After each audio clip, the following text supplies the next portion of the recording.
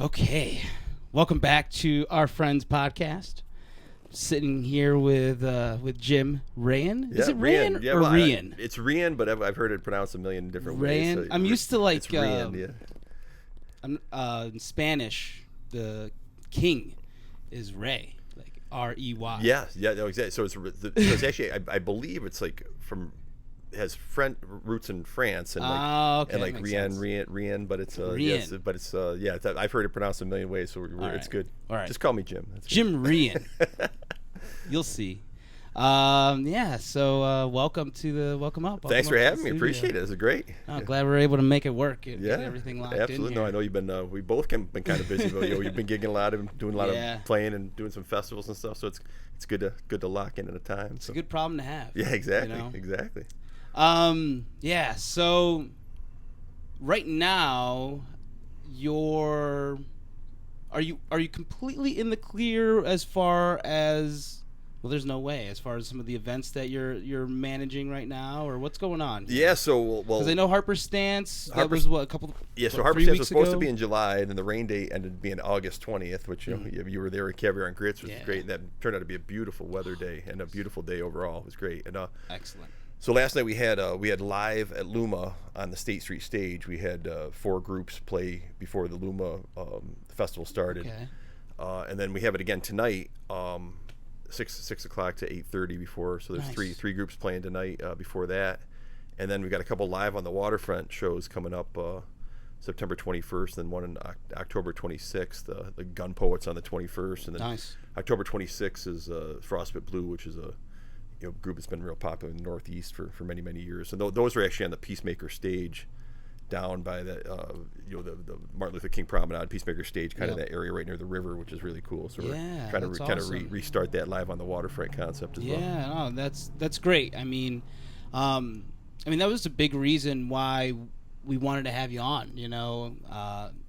Liam and I, over the last couple years, wanting to put our efforts into helping the music scene. That's awesome. Yeah, that's very cool. Creating opportunities. No, that's incredible. No, I mean, and it is a great scene. There's there's so many cool events and things happening, and it's great to kind of get the word out, because a lot of times you hear people like, "Oh man, I wish I'd known about that," or "Wish I'd known about that." So things like this make it great. They help spread the word, and the Harperfest. It's hard to believe that Harperfest. I renamed it for Harper about 5 years ago, but the Rec Park Music Fest started in 1996. So that would have been the 28th. This year I was born. Yeah, so I started. Well, I started it because I was in a group called the Rhythm Gypsies. When we were doing original music, we had 2 or 3 CDs, and we had 4 singers and 4 songwriters, and we had a great female singer. And it reminded me that the music didn't remind me of Caviar and Grits or Kid Best, but in the Magic Ring. But the approach, with 4 singer songwriters, we would jam a bit. We had CDs. We're promoting original music, so it's hard then and even now to get have a lot of bars and restaurants book original music. So I went to the city and said, can I have a music festival at Rec Park?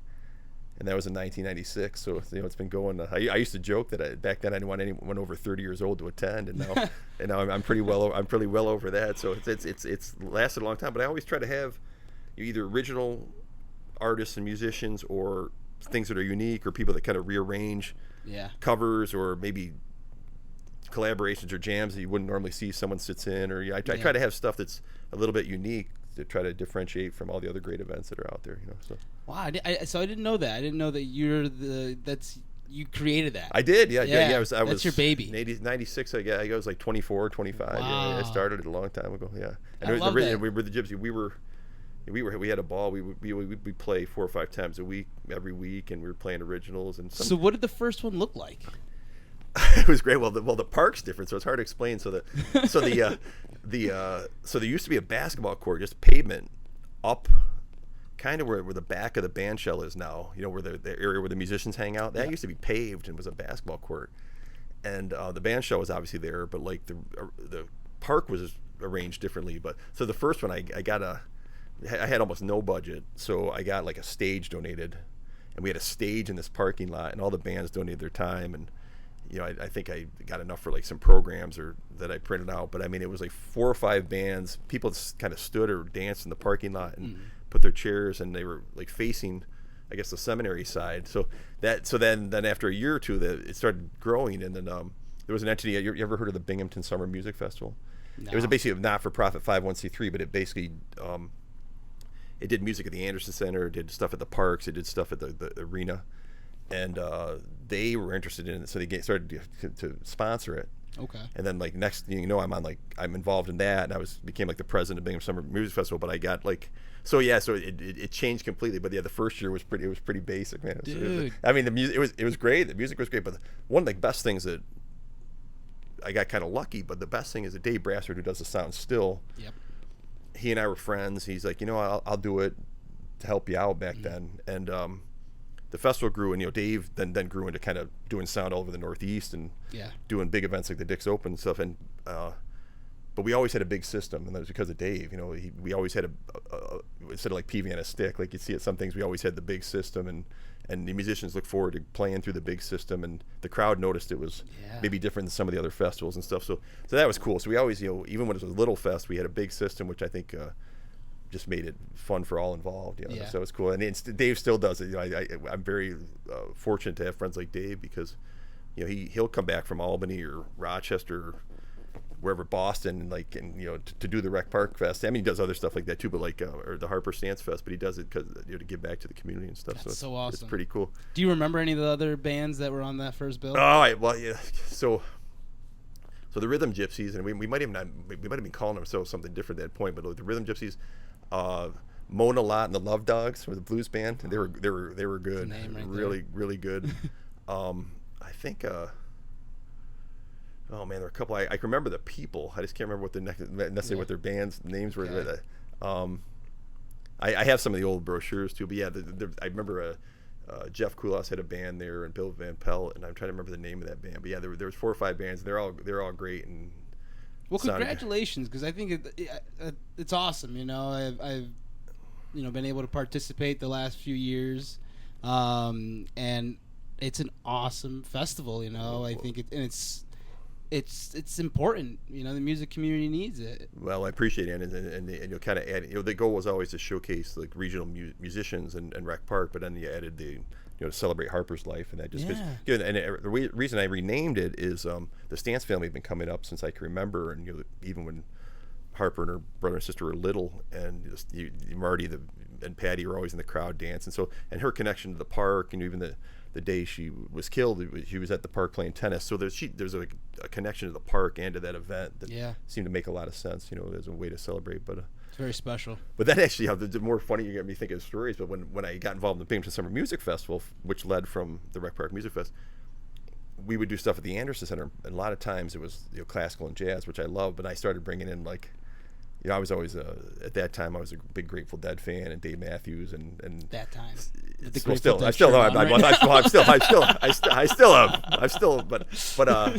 I started bringing in Rat Dog, which was Bob Weir's band. Who was the other? If you know the Grateful Dead, it was Jerry and Bob are the ones that wrote and sang, and then the Jerry Garcia band after Jerry passed, and David Grisman and Melvin Seals, and so I started bringing it. And I remember the first event, the Anderson Center, because they were used to classical and jazz, but the first event we brought Rat Dog, the Deadheads were dancing on the chairs, and it was a little bit smoky and everything. And they're like, we don't know, we're not sure we approve of this, but we sold a lot of tickets. And I'm like, the jam band scene is a very loyal group of people that they come out. So. That's cool. I saw the Doobie Brothers at the Anderson Center. Speaking of hazy, I love it.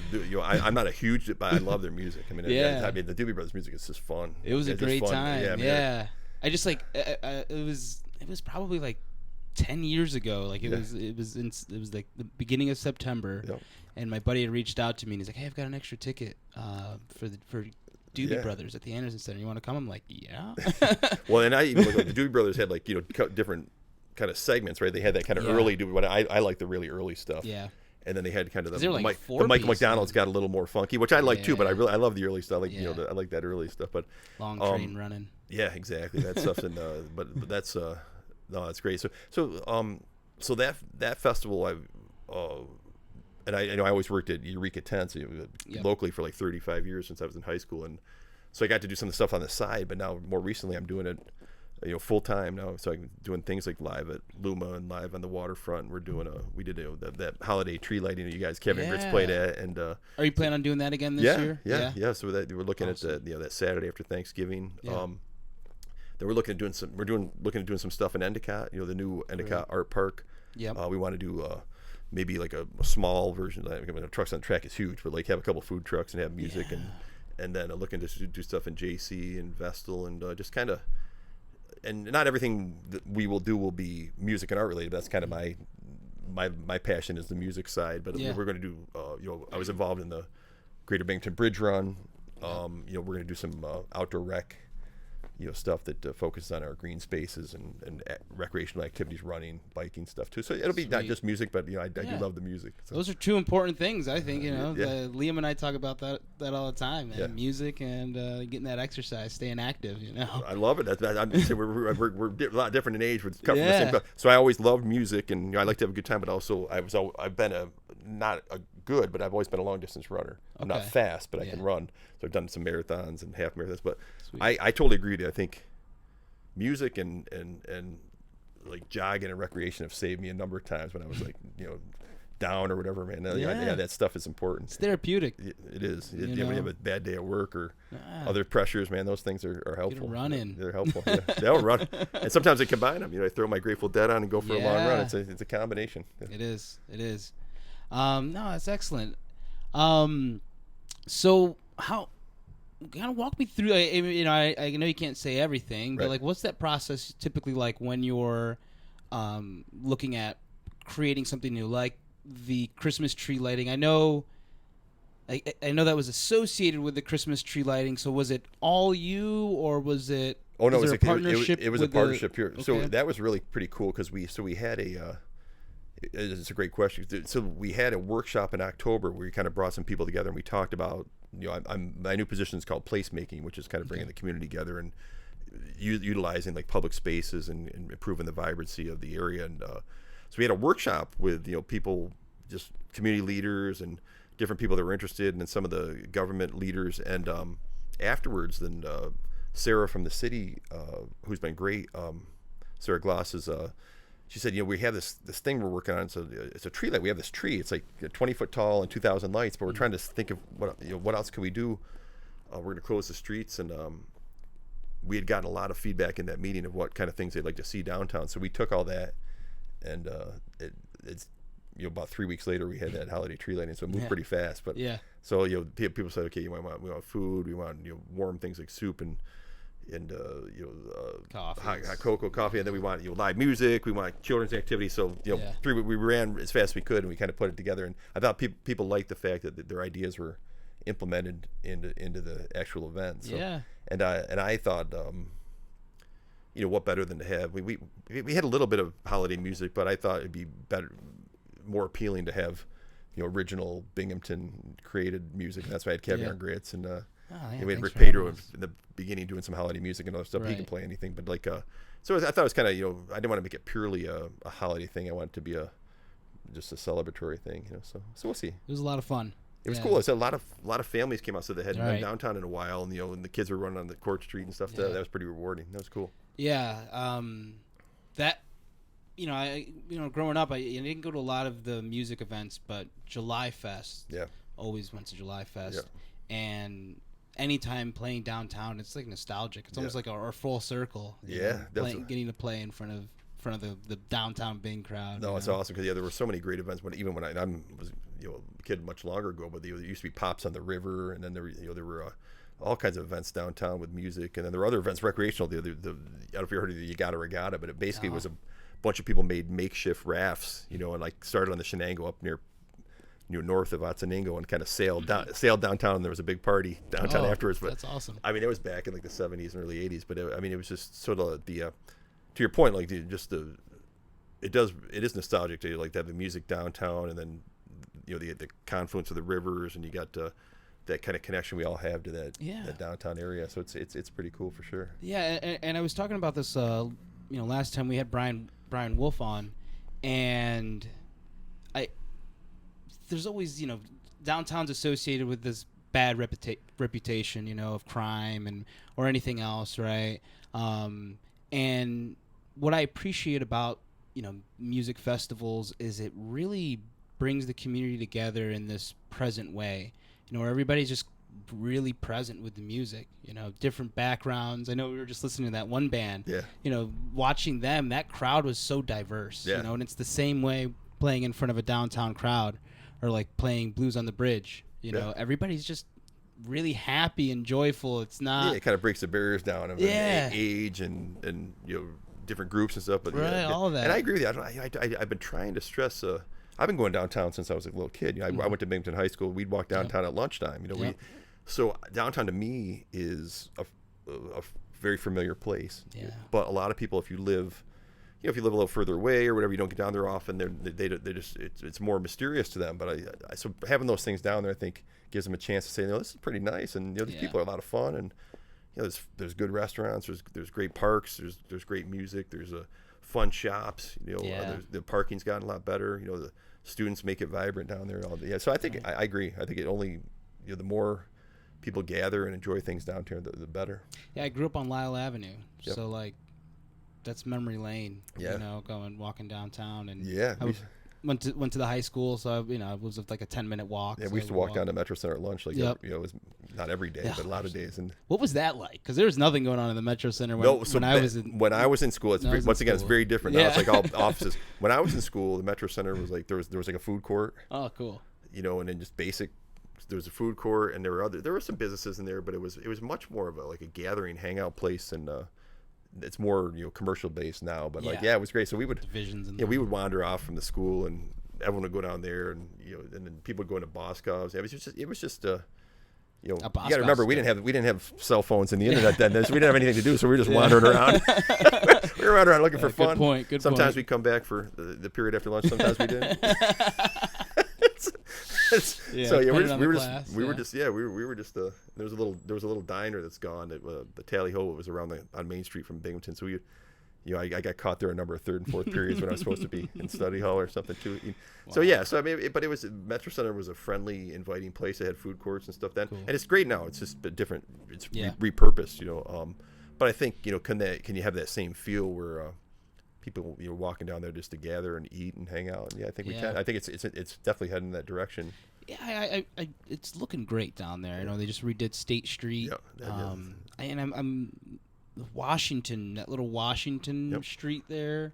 The little coffee shops are popping up over there. Yeah, they're looking. And I went to a meeting the other day. They're looking at upgrades at Parlor City Commons, which is kind of behind, Dillinger's and Tom Marty's. Are looking at. It's looking cute down there. Yeah, so I love that. I was at that the art district in State Street last night, and the bistro lights and the benches and stuff, and we had music and people were hanging out in the street. It was great. Yeah, I think it's every little improvement is just going to help kind of turn the corner, I think. So. Well, it's good that the music is a part of it. Yeah, music and the art are a big part of it. Part of it, yeah. Who's on tonight? Yeah, so tonight we have three groups. The first is a piano player. I've been friends with him forever. His name is Bert Carpenter. He has a different stage name, but it's a long name. But Bert, he's great. Bert has been a friend for a long time. Second is a new group new to me called Love Stone, which I met at Trucks on the Track. Real nice, real good younger people. A lot of fun, like R&B, soul stuff. Really cool. So I'm excited for that. I helped get them kind of involved in this because I met them at Trucks on the Track, and they were looking to find places to play. And I said, why don't we have this? And then Dirt Farm with John Konezowicz on piano, which is kind of a fun rock band. So, and then Luma starts after that, and then on the 21st September we have the Gun Poets, which is a hip hop group out of Ithaca. Okay. Which I love all hip hop, but what I love about the Gun Poets is they have a live band versus like recorded tracks. So I don't. Either one's fine, but I always like the live band stuff. Yeah, our buddy Michael Wu plays bass. Yeah, absolutely. Yeah.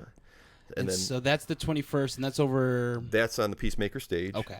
Down by the river. One of the other things we're trying to do, other than obviously bring the community together and promote art, music, is to showcase our natural beauty and assets like the river and the greenways and the wall. Yeah. So I want to combine all that, and then in October we have Frostbit Blue, which is a original kind of southern rock group that was been real popular around here for 30 years. They're longer. Nice. And the Nick Graveline is from the area and plays in that. So we got a couple different styles, and we'll have more stuff coming. but those are kind of the ones in the short term. And now, where can people, stay up to date with these events? Do you have an events page? Yeah, we have them in a few different spots, but the best one is probably Visit Bing. If you go to Visit Bing, which is more, it's our kind of our sister division, which is tourism based, but also community and event based. But Visit Bing's got a great site for that. And then, and I do have to throw out a plug, even though I didn't help plan it, but Blues on the Bridge is coming up, which is my buddy Don Wilkins with I played in many bands, a couple bands with him many years ago. So it's that's coming up Saturday, and he's got a great lineup. And Caviar and Grits. So Don played in the Rhythm Gypsies a yeah? million years ago. Oh, cool. So we oh man, we played around, played some colleges. Did he bring a crazy rig to those? He did. I got there's some great Don stories. We had a college kid light off. This is a long time ago. Now, if you know Don has a little bit of hearing trouble in one ear. Mm-hmm. This college kid lit off a firecracker in a basement we were playing one time, and Don was ready to kill him because you don't mess with a musician's hearing. So Don's great, but he's a great musician, but he has a great congratulations to him and Tom. It's their 21st year, I believe.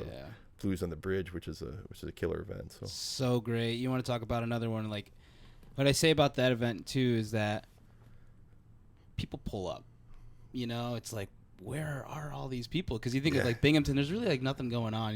You go walk around downtown at 11 o'clock at night. It's just quiet, and then you see all of these people here on the bridge. It's like, wild. Wow. Yeah, there's a picture for a couple of years ago. I'm playing in Van Homebrew and Tyson, who you know well. I'm standing there. Tyson's playing his keyboard, and then they shot it from behind us, and there's just like the sea of people in tents out there. And you're right. I mean, it looks like people. They must have come from all over because it's this is people all the way down that street. It's a lot of fun and. Homebrew's playing this year, right? We are, yeah. We're playing there 12:45, and then we're playing later in the evening at Beer Tree downtown on the deck. Nice. So that'd be fun. So staying right in the area. Yeah. So if people want to kind of go back and forth and get a little bit more homebrew. I think there's never too much. Yeah, I like that. I agree with that. But yeah, I've always been a huge Grateful Dead fan, and I was thinking on the way over about the different music I've listened to since I was even a teen. I've been all over the map, we'll talk about that. Well, all over the map. I mean, my dad had a great. So my mom's family are actually very musical. Like her family when I was a kid, several of them played piano, they have harmonica. One was a music professor, so they always perform music. So I love that. And then my dad never thought about performing, but he had a great music collection. Loved like Creedence Clearwater and the Beatles and the Who and all that. So, but then I was kind of like. When I was younger, I liked pop. I liked Madonna and Whitney Houston and that stuff. But then I started getting into like old school hip hop, like the Fat Boys and Run DMC and Public Enemy and Sugar Hill Gang and all that. So that was fun. But then I started listening to that, and then my older buddy gave me like Van Halen Diver Down and the AC/DC Back in Black. So I'm listening to Whitney Houston, the Fat Boys, and AC/DC and Van Halen. And I loved all of it. And then I got into Beatles. I think there's always like a progression, right? Like Beatles, Led Zeppelin, Pink Floyd. I think a lot of my buddies kind of went through this. That's pretty typical. Yeah, and then my dad was the first one I remember. He bought like a Grateful Dead CD in like 1987. Yeah, he wasn't. He listened to jazz and different stuff, but he liked Touch of Grey or one of those, and then. And then a couple of my buddies started playing a Dead cover band, and I'm like, who are these guys? So I started listening to Dead and went to a show, and then so I didn't take up an instrument until I was like 20. Oh. Yeah, my mom got me my brother had taken a guitar, and I dabbled with his, but she got me my first acoustic guitar when I like turned 20. So I started playing at 20. That's not too late. And was playing out and like by 22 or 23. Sweet. So I went all in. Awesome. I went all in. I was like, I got my song books and chord books and awesome. It's funny because it's cool and not cool. My first book was a Grateful Dead song book because I love them, and I'm still playing Grateful Dead. So I guess I did. I love all kinds of music, but I kind of stick to what I play, kind of stuff that I really like. So. Yeah, I can definitely resonate with that because.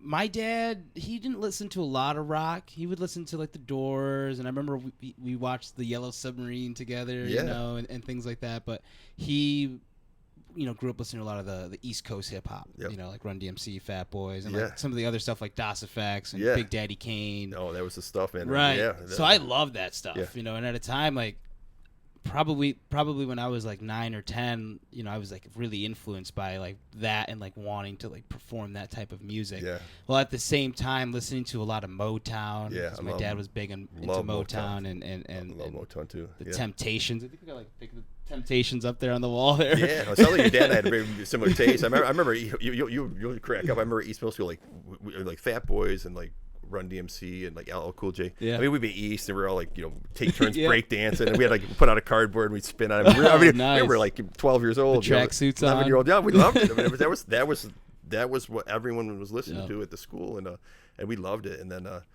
there was when I was in like 4th or 5th grade, our music teacher would let everybody bring in like a CD and play a couple, like 2 songs, and that would be enough to go through the whole class. Yep. And I brought in my dad's Temptation CD. Temptation. I love Motown. Play like 2 tracks. Yeah. So I don't know if you what I also I keep going back to like Jerry Garcia and the Dead had the Dead, which is either people love it or don't love it, but he had the Jerry Garcia band. Now Jerry Garcia band played some originals, but they also covered like Motown, cool, the Beatles, Van Morrison. Nice. So you'd hear him playing like My Shining Star or How Sweet It Is or some Beatles. I mean, it was awesome. I love Jerry Garcia band shows because they would play like Motown, but then they jam a little bit more than a traditional Motown, and they come back. It was just fun, man. But I love that kind of music, so it's all good. But I love the stuff a couple things I would say. What I really like to see is a lot of younger people, musicians especially, that really when I was maybe 18, 20, 22, like it was all Van Halen or metal but like a lot of the younger musicians now are listening to lots of stuff, and they really listen. Even the stuff that's maybe improv or singer-songwriter stuff, it's really cool. Like Nate Calzatoni and yourself and like Jeff Howard and I mean all these young musicians are it wasn't uncommon for people my age to be not really listening to each other, but like people have really good ears now. I like that. Yeah, that is good. It's good for the audience too. They can appreciate it a little bit better. Yeah, I appreciate that, and the fact that you're so aware of it. Because you can get caught up, and I've seen this happen where it's like the same bands every single year. Yeah. Or different variations of it, and it's good to have a couple of those like acts that are like kind of like returning, whatever they may do. But it's nice to see you bringing in these newer acts and giving opportunities. Like when Caviar and Grits played in 2022, I mean, we'd only been really formed for a couple years, especially at that formation. Yeah, well, I'm glad you said that because I do try to do that, and I love, I usually ask now that we now that we have a rapport, like I'm like, hey, you catch anything? You catch it? Right. So I just ask, and I think I had heard of Caviar and Grits, but I think I asked like Tyson or somebody. I'm like, and then he started to play with it, because I don't think he played in the beginning, but it was added. But like, and I just keep asking. It's nice to have a bunch of friends that are musicians. I'm like, hey, you catch anything cool and new? I like that. I want to, and I do put. You're right. There are one like the O'Neill brothers. They put up almost every year because there's an age group. First of all, I think they're awesome. Yeah. They're incredible in their harmonies, and they're really like, legends almost. But there's an age group that love, so they come out. But then I try to bring 2, 3, 4 new ones each year, or at least have some collaborations and stuff. So I think it's been a good mix for the Harper Stance Rec Park Fest. Other events I do probably might be more. There might be certain groups that are more appropriate than others, or whatever. It depends on the theme or whatever. But but I'm always listening. Yes, I'm always listening for the next. I like that. I think I even when you did that video here and you're doing some new pop stuff. I'm like, is that a group? Yeah, I was like, dude, I wish. And I just love the fact that you reached out and asked about that, because, and that group is great. Love Stone that's Carmela who was singing that in that video. Yeah. Well, I got to tell you the funny thing about that. You probably get a kick out. So she was walking around. I'm just at Trucks on the Track with my family, and she's walking around with posters. And she came up and said, hey, we're in this new group. And I said, tell me more about it. It's R&B. And I just love the fact. I didn't hear them. I just love the fact that she was out hustling with posters and like she's there. And I'm like, I'm going to see if I can help you find not that they needed help, but I said, I'll see if I can book you for something or help you find something for.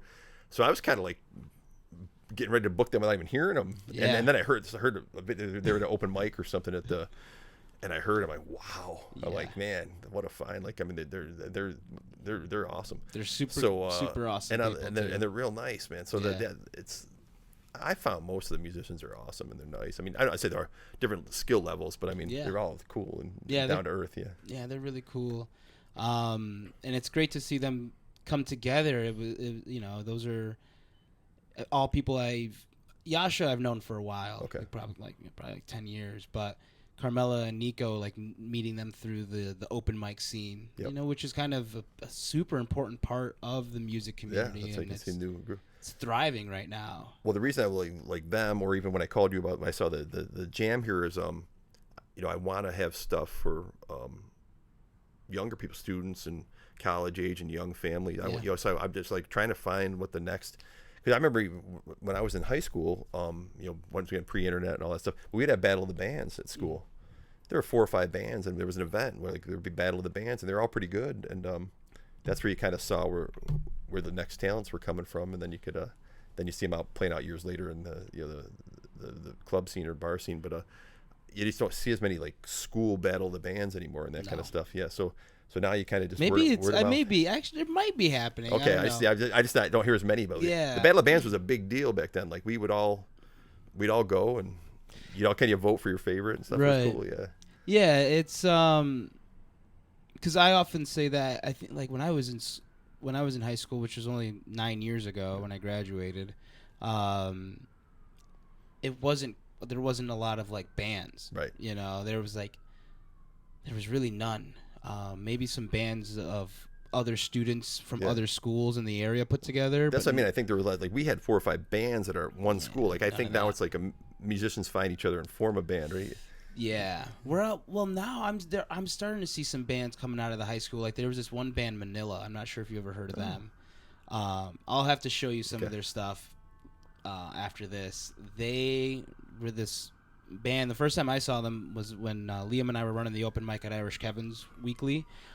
They came in one time, and it's like a keyboardist, guitarist, singer, drummer, and saxophone player. Oh, okay, very cool. And I mean, they're kids, right? 17 years old. Wow. You know what I mean? And good. And they laid it down. I mean, like they're no joke. Like no joke. Like Yeah. these kids are no joke. They're not like guys that were dabbling around, messing around, figuring it out, learning how to play. Like these kids are legit. That's wild. And a few of them I know just started Berkeley. Right. The keyboardist, Devin Ty, he's one of the most brilliant people I know, and he was in a couple of videos that we did. Okay. We did like the back to Black with Michaela. He was playing keys in that video. Very cool.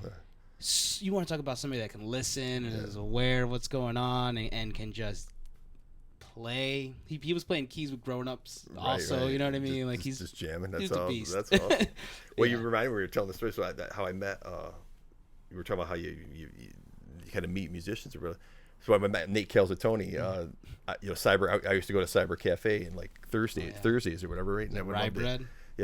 Well, that was the jam. Jeff Kahn had the jam on Thursdays. Was it okay. Wednesdays or Thursdays? I think it was Thursdays at the end. But I used to play Cyber before it was Cyber. It was West Side Cheers. We used to play that like 30 years ago before. Okay. But this is like 10, 11 years ago probably. And so Nate Calzatoni's up on stage playing with Jeff and just jamming, wailing. So after the gig ends, I went up and I said, "Man, you ever want to jam or play with the Rhythm Gypsies or just come to Rec Park Music Fest?" He's like, "I'd love to, but I got to ask my mom." I'm like, "Ask your mom." I'm like, "How old are you?" And at that time, I don't know, 10, 11 years ago, he was probably 15, 16, 17. But I'm like, "Wow, man, you're good." Yeah. Like, wow. Yeah. So it's just those open jams. Yeah, like you said, you already said that you see a lot of stuff there and you meet a lot of stuff. But so that led to that really led to Homebrew because he loved the Dead. I love the Dead. I've been playing the Dead since as long as I can remember. And I was like, man, let's grab like Tyson, and at that time was Tom Westcott and Rob Weinberger and Jim Rosati. You ever play drum? You ever hear Jim Rosati play drums? I don't think he's so. awesome. Yeah, so you guys would love. You get along great there. Yeah. He moved to Florida, but so it's just like called up some guys. So you want to, It was going to be a one-off at Rec Park in 2015 or whatever. Like, we're just going to one-off, and they're like, that was kind of fun. So here we are. Wow. Yeah, the story of Homebrew. And then we changed some of the configuration, but yeah, that's the one band you're playing with, right? I play in Straight Up, the other one. Yeah. That's so, right. Yep, Straight Up. So my original band was Rhythm Gypsies, which we just don't play anymore. You know, we kind of got on another thing, but like Straight Up is more of our party band, and then Homebrew is the one I do most of the gigs with now, just festivals and some stuff. But yeah, no, so it's the music scene around here is strong. It's good. It is. It's really good. Yeah, I love your bands, man. I love Caviar and Grits. You. I love Kid Best and the Magic Ring. Yeah, I mean, really great just people, cool, unique stuff, and really cool people, and great vibe. Both bands have a great like. You can tell that the people are friends and care about each other. So it's just you guys give off great vibes in both those groups. Yeah, lots of love and to both of those groups. I mean, everybody that I get to play with in both of those bands. I mean, they're like legends. Some of them, you know what I mean? No, there's also one, but it's great. I mean, everyone it's wild. It is wild. Yeah, but like Lomo, I mean, with Yoke. Do you ever listen to some old Yoke stuff? Oh yeah. That stuff was groundbreaking, man. I remember watching them at Cyber Cafe, the old West Side Cheers, and I the first time I saw them, I mean, they were like did some metal, then jazz, and then they had horns, and then they were like funk, and Jimmy John McCabe was jumping around. I'm like, what is this? It was awesome. It was crazy. Yeah, those are probably some listeners right there. You know what I mean? Like getting to talk to some of those people now, like P and Lomo and Jeff. You're like those guys were probably like a force to be reckoned with in this area back then. They were. I'm sure there are other groups that maybe sound like them, but I had never seen it. Like I always tell Lomo, I see him like, I think that probably was the most original thing I heard out of this area. I've heard a lot of cool stuff and a lot of great stuff, but like I'd never heard anything like Yoke until I saw Yoke. Yeah. I mean, I heard all the different styles, but they're all together. They like do a jazz part and then a metal part and then a jam part and then Jimmy John had really cool lyrics and melodies and stuff. Yeah, it was wild. But yeah. So I mean, but the Caviar and Grits and the Kid Best and the Magic Ring, it's great stuff, man. It's well, thank you. Yeah. Yeah, I felt that way. Kind of going back to real original music. Yep. I felt that way about Honker. Yeah. Jeff Howard, Nick Calzatoni, Lomo, and Mike Paffey on the keys. That band right there, like. I don't know. It's just hard to explain. They played at my wedding. I had them play at my wedding because they're just the ultimate jam party band, and I loved everything that they had because I had stepped away from music for a while. Like we got out of high school and I wasn't really playing with any serious bands. I was like with a couple bands, and it was always like we were rehearsing all the time. And was not really ever playing any gigs. Always playing with people, much older than me. And then I got a gig with this cover band. It was like maybe 2015, 2016, and played some shows with them. And then it was a short period of time. And then I was out of that band. And really didn't do anything until getting with Caviar and Grits in 2019. Well, that's when when you started playing with Caviar, you guys were like a 3-piece or something at the beginning, right? So that's when I first became aware of you. It was like that original Caviar and Grits group, and I knew I'd known Lomo for Lomo after Yoke played. Jimmy John McCabe did a couple solo albums, and they had a group called the Pots, and we did a couple shows with them at like the Art Theater and stuff. So I knew Lomo a bit back then, and. But that's when I first remember seeing you was that the original Caviar Grits, and then you added 2 or 3 more people to it and stuff. And it was wild, man. It was good. It's good stuff. And then actually we had fun playing with that. We did a party, I don't know, in the summer sometime. That was fun. That was Straight Up. That was always fun. That was a good time. Yeah. I mean, being out of the music for that period of time, I had no idea all of this stuff was going on. Like Rec Park Fest and everything else. I knew about Blues on the Bridge and July Fest. I knew music was happening there, but I didn't know the musicians and the bands. So then, coming with the Caviar and Grits and meeting Lomo, and then finding out about Honker and going to a show and seeing that, I was like, wow, there's like some crazy music going on around here. I did not know that. I had no idea. I didn't know who the bands were. Even when I was playing with the cover band, like we weren't sharing bills or anything like that, so I didn't know any of the other bands. And it, open mics is more of like an original band scene. So you don't really see a lot of that that crossover. Right.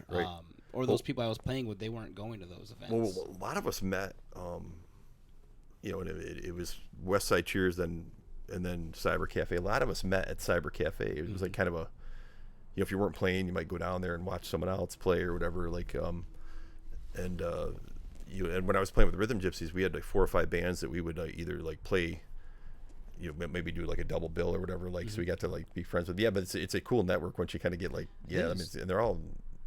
It's great to be able to call someone like, hey, you want to jump and play drums, and I'm gonna get a fiddle player and a sax player, and like to be able to put something together is always cool too. Yeah, I had no idea. Michaela and Lomo and Taze, it was originally us 4 and Caviar and Grits. They were all going to the open mic at Cal's Deep Cuts, which was Dan Pokerak. Okay, Taze was in there. That's right. Yeah, got it. Yeah. So I remember going down there for the first time, and it was packed. Yeah. At Deep Cuts, and I was like talking to Lomo, and I was like, what is this place? You know what I mean? And he's just like, well, Cyber Cafe is closed, so a lot of the people that were there started coming over here, and this is kind of like where the musicians are hanging. And I was like, oh, nice. And that was such a cool space to meet people. And Tony would bring his drum kit there, so that was my first time getting to experience my involvement in an open mic, because I'm not a singer-songwriter. Right. So getting a chance to like sit in with people, or Michaela would be like, hey, let's do a few songs together, and see as much of the band can get build there. Like the network. Yeah. Well, it gets cool once you have, so the musicians are so generous too. I remember we had a couple floods in the area in 2006 and 2011. I called some musicians to come to a flood benefit, which we raised like $60,000 for people that fellow employees and stuff at Eureka, and help them with their mortgages and stuff. But we did a couple events years ago called Holiday Jam around the holidays, and we'd always pick a family that had a child with maybe an illness or something, and we would I would call musicians and say, hey, we would come play, and they'd come play, and we raise between $10,000 and $20,000 that we donate to a family and stuff. The musicians are, and I mean, these are all of them, but they're Claire Byrne and all these people. I mean, they're just very generous. If they're available, they're in to help on that stuff, and it helps families big time. So some musicians can do a lot. They can. And that network's cool because you can shoot, I need a drummer, I need a sax player. I'm going to call Moses. I'm going to call Robert Weinberg. It's cool once you start. And Tyson plays like 7 things. But then you start knowing who to call when you put something together. Yeah, it's like this tight group, and it's nice to talk about that because it's not necessarily like the secret club. It's just part of it. It just happens. Everybody's just talking to each other.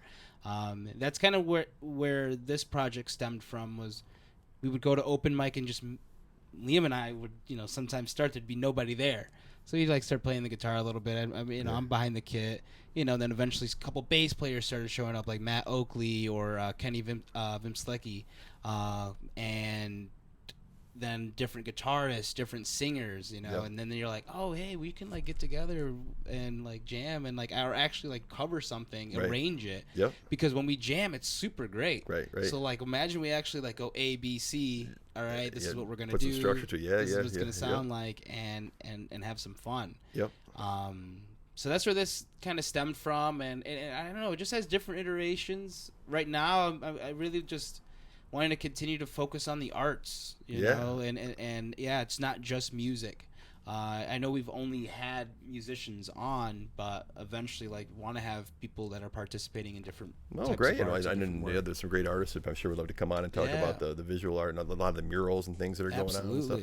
Well, I love you're doing it too, because I think it's probably just a perception. But I remember way back, it seemed like maybe it was just a style of music, whether it was metal or whatever. But in the '80s, it seemed like the bands there was more kind of rivalry and competition. They were I shred and so sucks, and I think now it seems like it's a lot more collaborative and friendly. Sure. Maybe it's just the groups that we're in, but it seems like it's not. I don't really hear musicians bashing too many other musicians. No, I don't. I'm not hearing much of that, and a lot of people say that. A lot of people say it's a lot better. It's still, I can say from my observations, it can still seem like, and this isn't a problem. I mean, people like what they like. Right. You know what I mean? So you're going to see certain people at certain shows and other people at other types of shows. It just depends. Yeah. And I think that's why it's fun to have a mixed bill. Yep. There was recently a show over at the Lost Dog just last Sunday. I saw that. Yeah, they looked great, a great lineup. Yeah. Kid Best in the Magic Ring got invited to play last minute. Yep. To fill in for a band that had to cancel. Was that Sean Cummings? Is that Sean Cummings and Oliver Cameron? Yeah, I heard he was putting some stuff together downtown, and I'm glad that was very cool. Yeah, they awesome. really crushed it. Shout out to those two. Want to have those two over at some point. And it was like there was a heavy metal band. Yep. There was some hip hop. There was Kid Best in the Magic Ring, which is like that's psychedelic, awesome, rock. Well, I was told I know of Sean, and we've emailed, but I was told like we should talk and do some collaborative stuff for sure. Yeah, so but between him and his brain and his band Making Strangers, and Oliver, Sean Cummings, those guys are great. Yeah, it sounds like a lot of people are kind of trying to push it all in the same direction, which is cool. Like, and mixing the bill, it helps bring that together. Yep. And I noticed that at the open mic too, that you would get different types of groups coming in, especially like depending on what time it was. Sometimes you'd have somebody that is playing some more singer-songwriter music. Then you'd sometimes have like somebody bringing a track and sing along that, or just like a 15-minute jam. Yep. Or I'm not sure. I don't. Do you know Martine? I'm gonna like butcher his last name. It's like Shamounpour. Yeah. He used to. I think he used to play with the Best, right? Way back when. Yeah. He played with. With I think didn't just the two of them play. Yeah. But he does like all types of percussion. Yeah. I remember seeing them at Cyber years ago. Yeah. So he'd come through and do some awesome music here and there. Well, the thing, we just made me think too, like there's so many groups I love and musicians I'd love to get out more. It's hard, like when you're not playing, when you don't have a gig yourself, like between work and family and all that stuff. Sometimes I don't get to. That's why I love the festivals too. Is I don't get to go out all the time when I want to see the other bands, because everyone gets sucked into the day-to-day stuff too. Absolutely. So festivals are fun because you can see like a bunch of people in one place at one time. Yeah. Yeah, that's my thing too. Like I can get there sometimes, but it's hard to leave. That's what I mean. That's right. That's what I mean. I don't want to go. I recently like, hey, I'm going to go there for an hour. No, 4 hours. Right. Like I really wanted to go to a friend's showcase. There was the showcase the other night over at the North Brew, but I knew I didn't think I knew everybody on the bill. Yeah. And I was like, I can't just go for one and leave for the other three. I'm like, I just would feel so bad, so I'm not going to see any of them. What do you find too? We've both been playing for a long time, but like. Even when we have our own gig, like, I'll have a gig that ends at midnight or something. Like by the time I pack up, I get home, I'm like still revved up. Like I'll come home and be up for like a couple hours. Like it just, it's hard to unwind after It is. I can be up to I'll get home at midnight, go to bed at 3 because I'm still fired up. I know that feeling. Yep. All too well. Yeah. I get home from a gig, get on the couch, throw on the TV. Yeah. Or you start you go on Facebook to see if people like the show or whatever. That's funny. See if there's any videos or photos. Because you're wide awake. You're still revved up from playing. It's hard to like jam and then be ready for bed. Like it doesn't. You would think that there's like this instant crash, but no, it's you gotta kind of. And even then, like I like getting to a place, setting up, and then like having a little bit of time to unwind before you start to. I don't want to be too abrupt or whatever. But, right. Well, like I've got myself into a situation here next Saturday. Blues on the Bridge will be like one of 3 gigs I'll be playing that day. So I'm playing a show in Owego that like early afternoon with one group, coming into Bing to play Blues on the Bridge. I believe we're playing at 5:15 with Caviar and Grits, and then back to Ithaca, back to Owego to play with another band I'm filling in for. So it's okay. There's a like a festival or something in Owego, right? Isn't there like a? Oh, it's the Front and Main band. Oh, okay, cool. Got it. They're playing. I know there's a couple things going on that weekend. Yeah, they're playing at the John Barley. No, I've been there 2 or 3 day, and I'll be 2 or 3 event gig days are tough. Yeah, they're long, and people forget. We love to play obviously, but you get tired. You get tired, man. 4 hours that 4 hours of playing, and then you do it again. It's people are like, oh, you're just up there having fun. You're just up there having fun. I'm like, no, you're playing. You're trying to remember the words. You're trying to remember the changes. You're trying to make sure that all the equipment's working. I mean, it starts to wear you down. Even though it is fun, it wears you down. It's fun, and like, especially if you're like, you don't want to make mistakes. You want to have a good performance. You can't just like be all loosey goosey. Yeah, exactly. That's where I'm I think the first gig, like, even though I don't know a lot of the material, it's gonna be good. It's like a lot of straightforward stuff. It's like straight up stuff. Yep. Caviar and Grits, obviously super comfortable, Right. but the front and main, I'm still like learning that stuff. You ever get to a gig and it's gonna be like, I gotta be on it, man. I'm gonna have to like get like a 5-hour energy before that set. That's the last gig. That's the last gig. Yeah. Oh man. But I'm working. You ever get to gig? I laugh at myself sometimes at gigs. I'll set up and there'll be like 50 chords and something will start to not go right. So I'll like check like every chord and every button, and it's just like the volume or the power switch. It's like the most basic thing. I always assume it's like the most complex thing. Right. I'm like checking it has to be my interval chords and the pedals, and I'm checking on. I look down. It's like I have it on standby. Yeah. Like I always assume it's just like really complicated problem. Sometimes it's funny, like I gotta turn the power on. That stress kicks in on stage. You're like, it makes you think it's like something terrible, and you're like, oh, geez, that power's not. Yeah. Well, my thing is like when I'm in the car on the way to the gig, and I'm like, do I have everything? Yeah, exactly. Yep. Oh, did I leave that? Yep. I like pull over, pop open the trunk just to make sure it's like I'm closer to home now. So let's check. I tried for a while making like a checklist, but then that just assumes that I packed everything the same way each time. To like, bring that bag. I'm like, wait, what's in that bag? Yeah, right. And that's the thing too. You have playing with multiple bands, you have different types of stuff setups, you gotta bring, so. And then depending on how late the gig was and how much fun I had, sometimes the chords aren't all packed the same way or whatever too. Like things are, they change. Well, that's why I got a van. Everybody's like, "Oh, you're getting a van because you have another kid on the way." I was like, "No, I just need my gear to stay in the vehicle. I do not want to keep taking it in and out." Yeah. Well, I remember I was playing bass with the Rhythm Gypsies, and I had an Ampeg. I had an 810 speaker. It's like a tower and a head. And I had like an old used Intrepid car. But the speaker filled the whole back seat. So I'd go to the gigs, and I would leave it in there sometimes, like for the next weekend or whatever, because it was just so heavy, But I mean, the equipment's much better now. Like the Bose stuff and all that stuff is so much better. But it was but it's fun. It's a great. We joke about the challenges of it, but playing's fun, man. It's so much fun. Yeah. Especially when you're playing with people that you vibe with. When you're playing with people that you have fun, like genuinely enjoy playing with. That is the best type of music to listen to. And those little magical spots when you know you're all playing well and you kind of hit at the same time. That's really cool. And I think that's an important thing for people to know that aren't musicians, is that at the end of the day, there's so much effort put into an original act, and behind that is a lot of time together.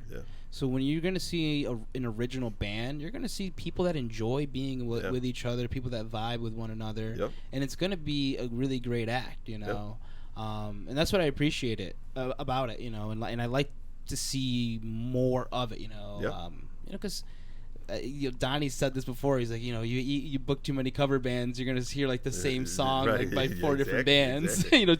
He'll say like 4 different versions of Mustang Sally. Exactly.